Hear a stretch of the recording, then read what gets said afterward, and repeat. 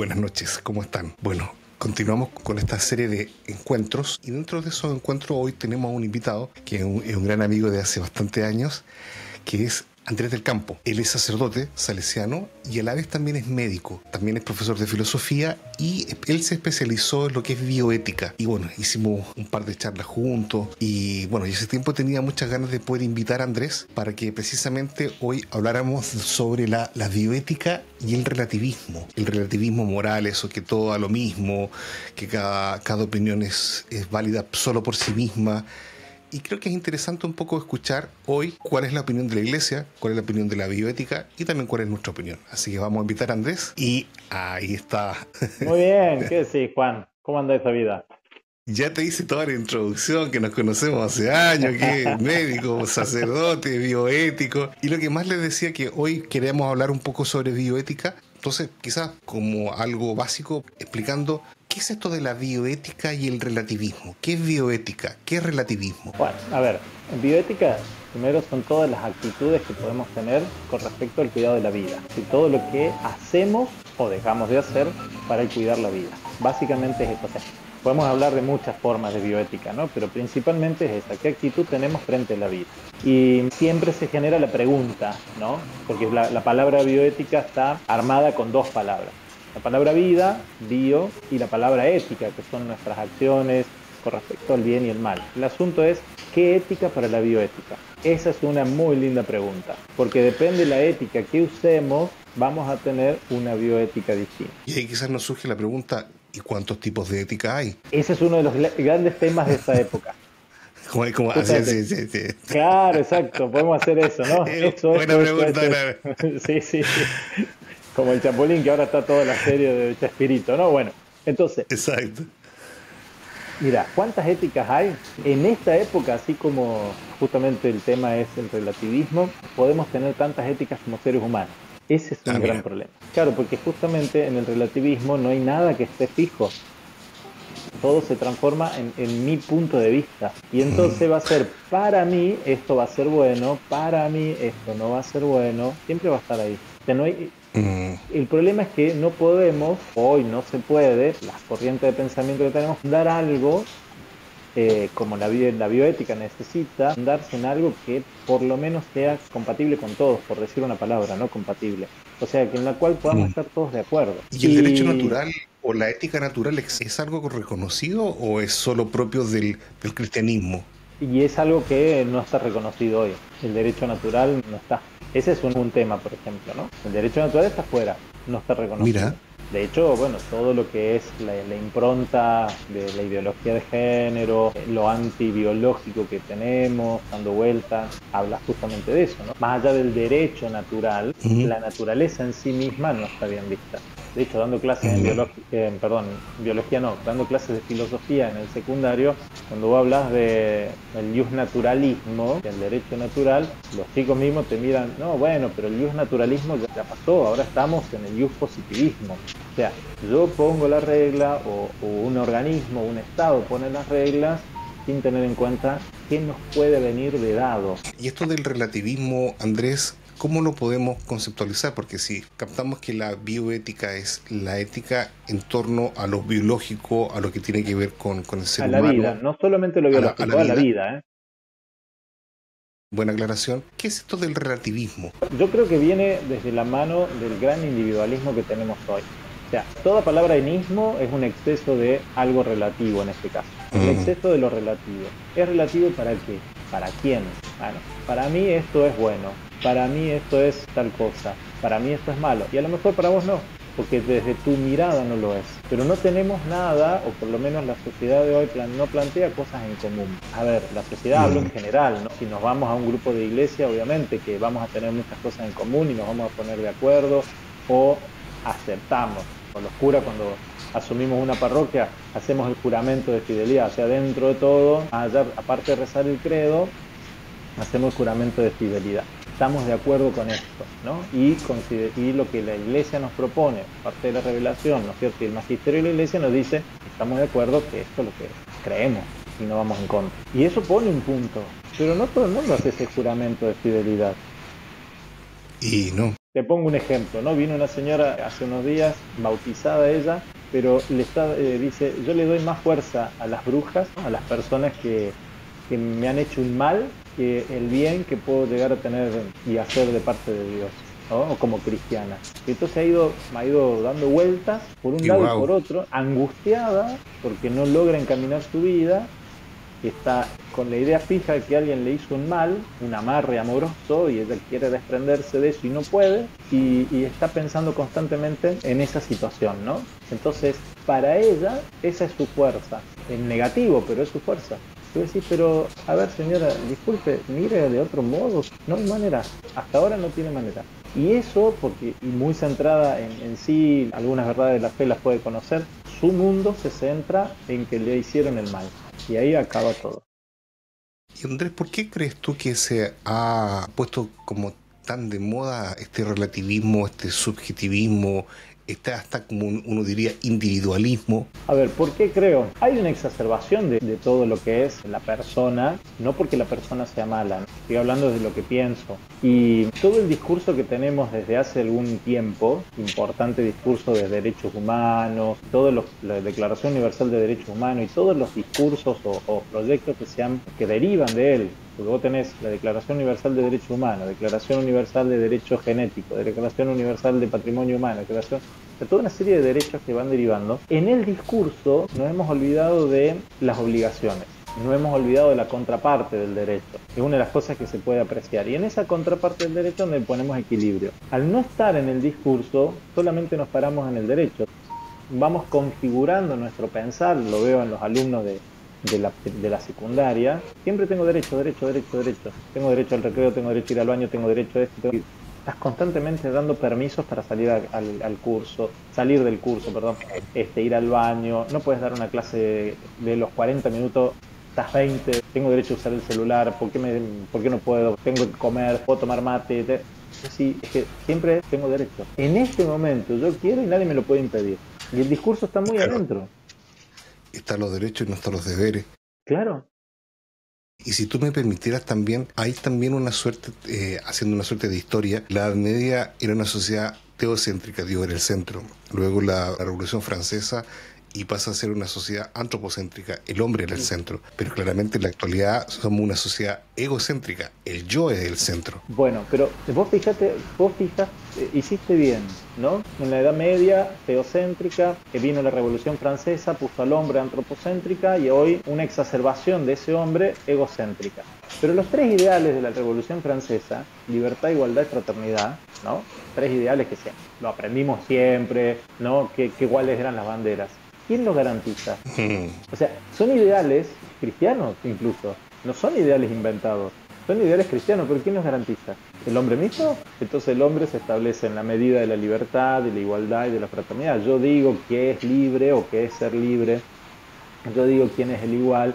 Yo digo quién es mi hermano. Y ahí, Andrés, te pongo en un tema un poco complejo. ¿Captás lo que digo, no? O sea, en ese Sí, desplazamiento que hacemos de lo teocéntrico y nos pasamos, ¿quién lo establece?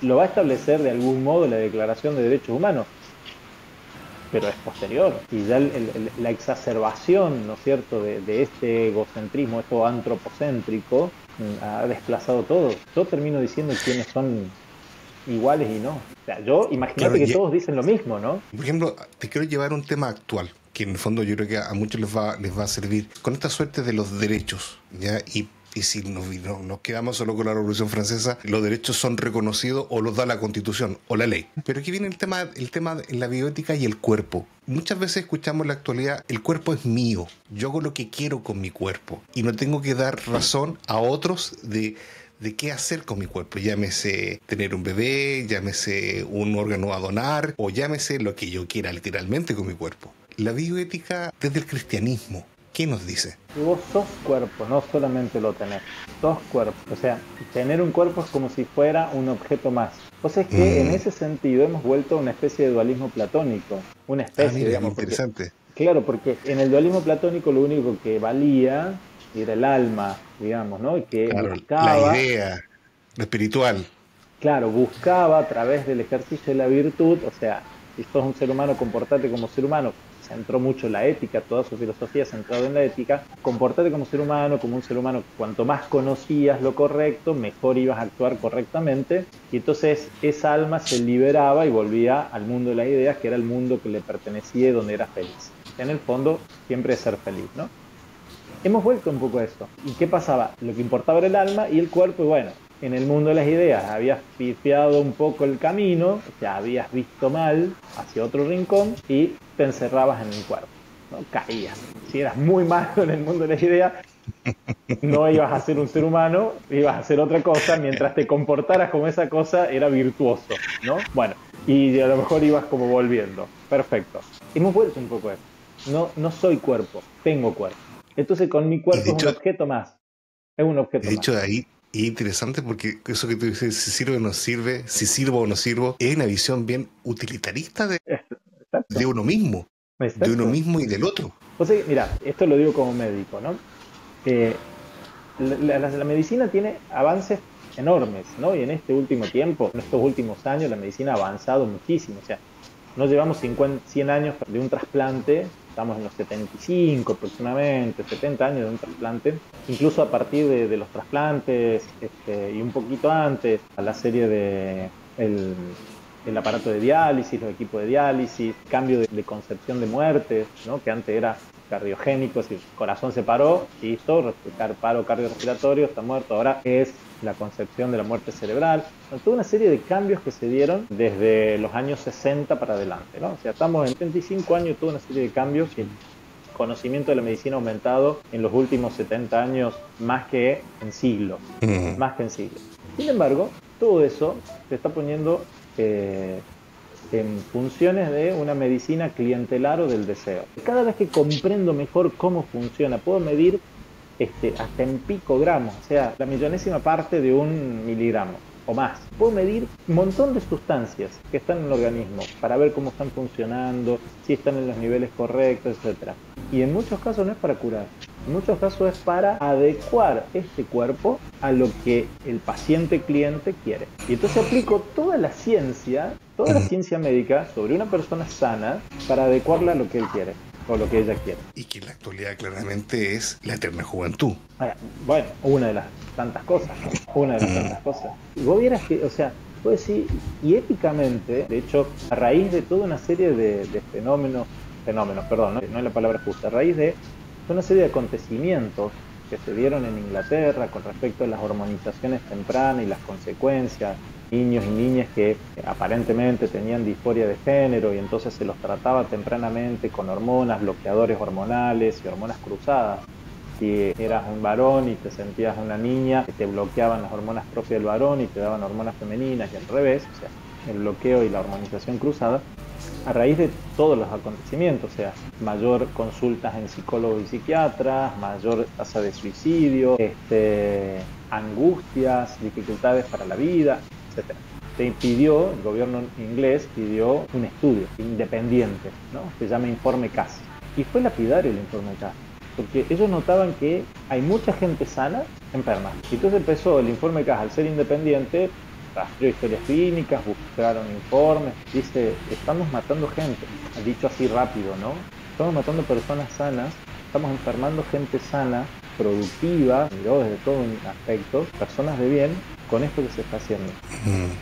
Entonces, a raíz de eso, el gobierno inglés suspendió las hormonizaciones tempranas, suspendieron las hormonas, tanto los bloqueadores como las hormonas cruzadas. Se suma la Asociación Americana de Pediatría al Informe Cass, que ellos muy a sottovoce venían hablando del tema para no quedar cancelados, y entonces saltan fuertemente cuando salió el Informe Cass, y así tanto Inglaterra como Estados Unidos, otros países de Europa y otros empezaron a mirar la situación.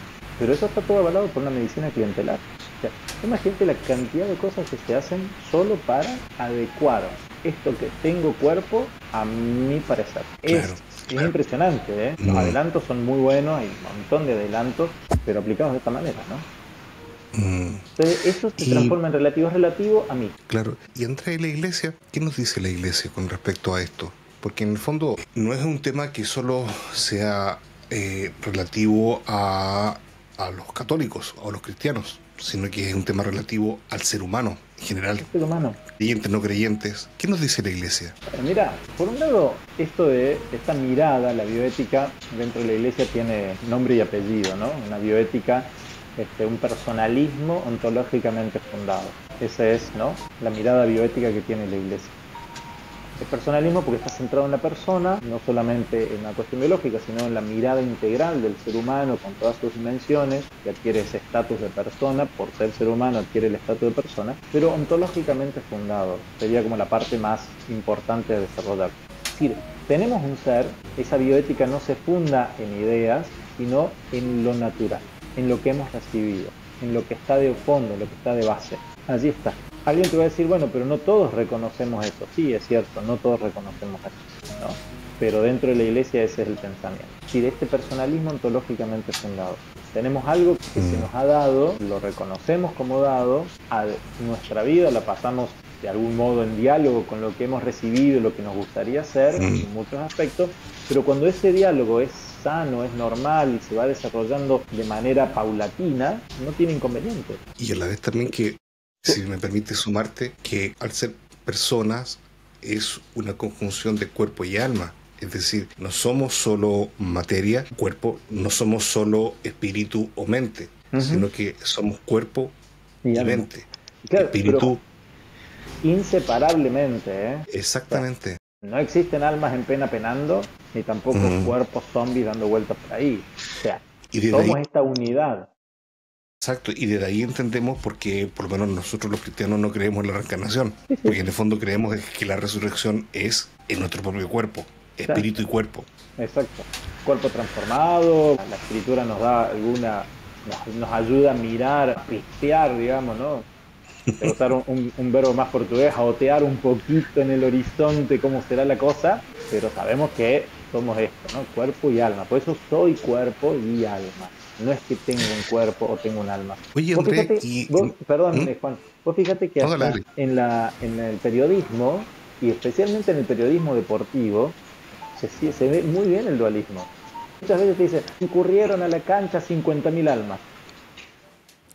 Muchas veces lo vas a encontrar en el periodismo deportivo, en la radio, en lo escrito, ¿no es cierto?, en un diario. Y no, son 50.000 ciudadanos, 50.000 personas, 50.000, lo que vos quieras, pero no son almas solamente. Está muy metido en algunos aspectos, ¿no? Y el cuerpo, lamentablemente, a veces, y hay que reconocerlo también, desde nuestra propia historia cristiana lo hemos desmerecido.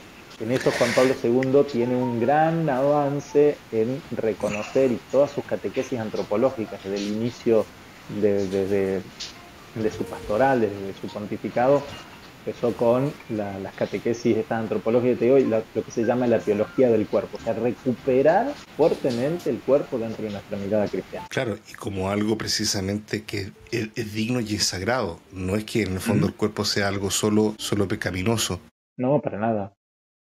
Y Andrés, un poco como para ir cerrando, dentro de la bioética, ¿cuáles son los principios que siempre es bueno tener claro? Que uno dice, mira, hay principios que es necesario siempre tener presentes. ¿Para qué? Para poder decidir bien. Bueno, a ver, ahí como te decía antes, hay que tener en cuenta, hola, ahí está. Hay que tener en cuenta la ética que tenés de fondo.